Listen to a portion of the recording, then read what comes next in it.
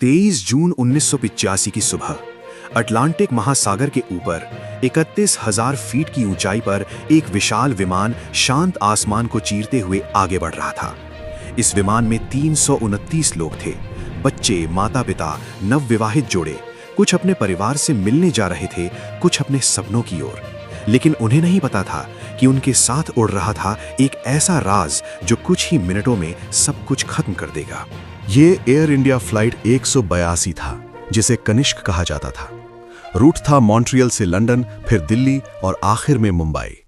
सब कुछ सामान्य था। पायलट का आखिरी संदेश भी सामान्य था, हम निर्धारित ऊंचाई पर हैं, सब कुछ ठीक है। और फिर अचानक राडार स्क्रीन से एक बिंदु गायब हो गया। कोई संकट संदेश नहीं, कोई चेतावनी नहीं, बस एक पल में 329 लोग आसमान से गायब हो गए। कुछ घंटों बाद आयरलैंड के तट के पास समुद्र में तैरते हुए मलबे और शव मिलने लगे। दुनिया समझ चुकी थी ये कोई हादसा नहीं था, ये एक सुनियोजित विस्फोट था। लेकिन असली सवाल था, क्या ये रोका जा सकता था? क्योंकि सच्चाई ये थी कि इस हमले से पहले चेतावनियां मिल चुकी थीं। 1980 के दशक की शुरुआत में कनाडा में खतरनाक उग्रवादी नेटवर्क सक्रिय हो चुका था। उनका लक्ष्य था भारत के खिलाफ बदला लेना। उनकी गतिविधियों पर कनाडाई इंटेलिजेंस एजेंसी CSIS और भारत की खुफिया एजेंसी रॉ दोनों की नजर थी। रॉ को विदेशों में बैठे कुछ संदिग्ध लोगों की जानकारी मिल रही थी। फोन कॉल्स, गुप्त मीटिंग्स और भारत के विमानों को निशाना बनाने की बातें। कनाडा में भी कुछ नाम बार बार सामने आ रहे थे।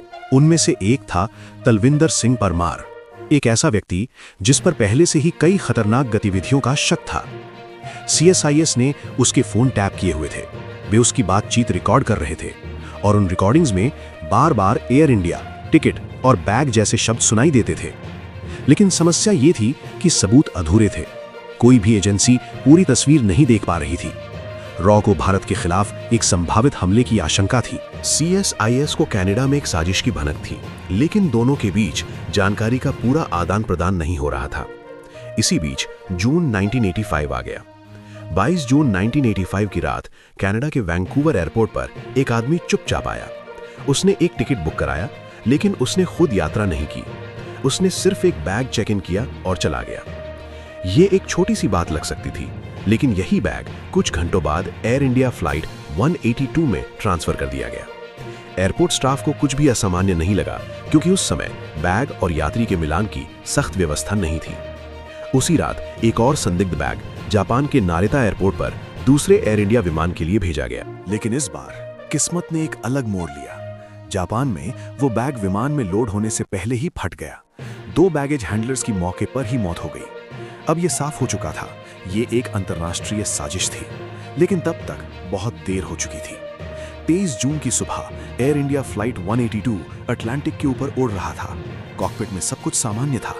यात्री सो रहे थे, कुछ फिल्म देख रहे थे, कुछ खिड़की से बादलों को देख रहे थे। और फिर ठीक 7:14 पर कार्गो होल्ड में रखा वो बैग फट गया। विस्फोट इतना शक्तिशाली था कि विमान का ढांचा तुरंत टूट गया। पायलट को संकट संदेश भेजने का भी मौका नहीं मिला।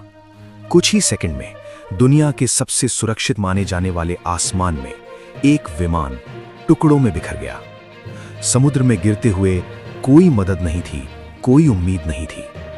329 जिंदगियां उसी पल खत्म हो गईं। जब खबर दुनिया तक पहुंची तो हर जगह सदमा था। ये उस समय का सबसे बड़ा विमानन आतंकवादी हमला था। पर असली झटका तब लगा जब जांच शुरू हुई। जांचकर्ताओं को पता चला कि संदिग्ध लोगों की पहले से निगरानी हो रही थी।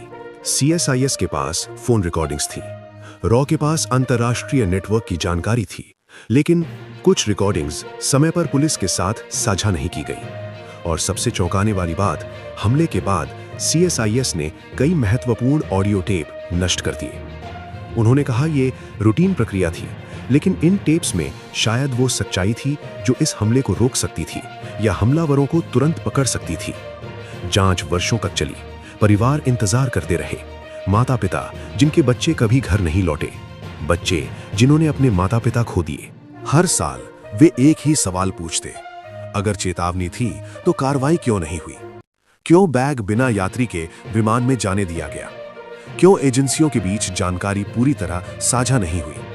क्यों खतरे को गंभीरता से नहीं लिया गया? ये सिर्फ एक आतंकी हमला नहीं था, ये एक सिस्टम की विफलता थी। एक ऐसी विफलता जिसने दुनिया को यह सिखाया कि खुफिया जानकारी का कोई मतलब नहीं अगर उस पर समय रहते कार्रवाई ना हो। इस हमले के बाद दुनिया भर में विमानन सुरक्षा बदल गई। अब बिना यात्री के कोई बैग विमान में नहीं जा सकता था। सुरक्षा जांच सख्त हो गई। लेकिन यह बदलाव 329 जिंदगियों की कीमत पर आया। आज भी आयरलैंड के तट पर एक स्मारक खड़ा है जहां हर साल लोग फूल रखते हैं। वे सिर्फ अपने प्रियजनों को याद नहीं करते, वे उस चेतावनी को भी याद करते हैं जिसे सुना तो गया लेकिन समझा नहीं गया। क्योंकि कभी-कभी इतिहास की सबसे बड़ी त्रासदी दुश्मन की ताकत से नहीं बल्कि हमारी अनसुनी चेतावनियों से होती है।